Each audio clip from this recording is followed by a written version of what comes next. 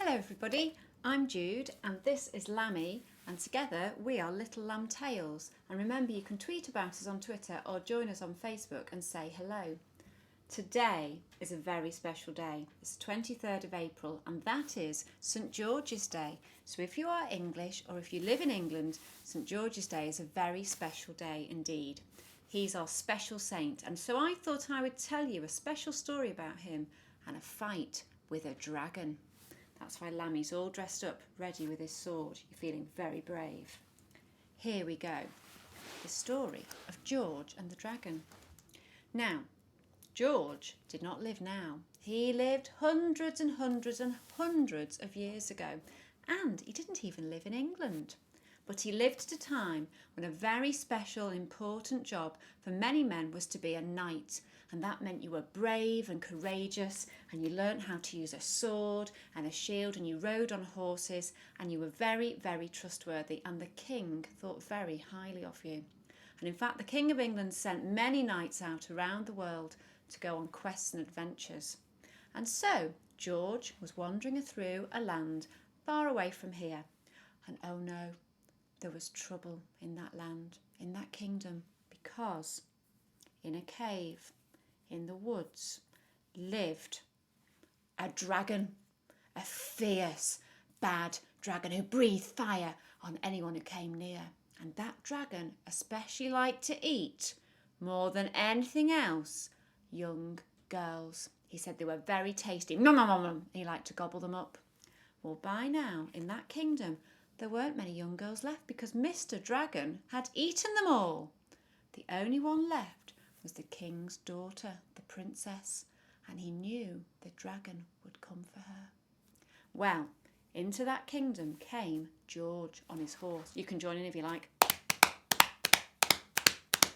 And in he came, waving his sword, and he went up to the king and he bowed down low. He said, "Why, how may I serve you, your majesty?" And the king said, "You can do something really special for me. You must go into the woods and get rid of the dragon before he eats my daughter. Will you do that?" "Yes," said Sir George. And off he went. He got his sword, he got his shield, and he set off into the woods. Join in if you like. And as he got into the woods, it got darker and darker and darker. And he could hear the rumbling sound of a dragon fast asleep. And so he crept forward and into the cave, and there was the dragon sleeping. And so George got his sword and he cried out, "Stand up and fight me, and I will vanquish you." And the dragon woke up and snarled and roared, and out breathed fire. George had to dodge out of the way, and he tried with all of his might to try and stab the dragon with his sword, but nothing worked and his sword broke. Oh no!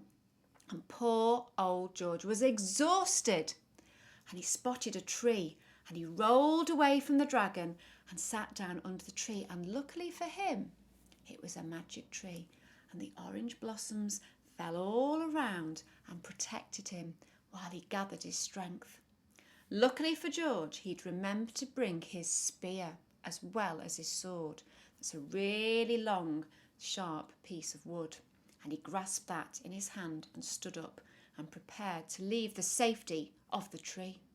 And as he came out, there was the dragon waiting for him. Roar! And fire breathing everywhere. George dodged and he dodged and he dodged, and he got hold of the spear and he stabbed it straight into the dragon's heart, and the dragon fell down dead.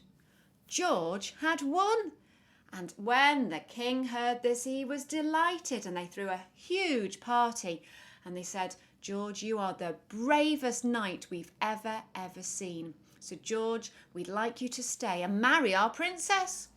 And Sir George said, "Do you know, that's really, really kind of you, but I've got other things to do I need to do for my own king. So if you don't mind, I'll stay the night and then I'll be off tomorrow to carry on my way."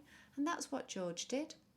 And you know, ever since then, the people of England, when they heard of St George's bravery, they decided they'd like him to be their special saint. And so, on St George's Day, we remember the bravery of good, honest and brave George, and that's why we celebrate his day on this day. And Lammy and I hope you really enjoyed that story, and if you ever see a dragon, we hope you are brave, just like St George. The end.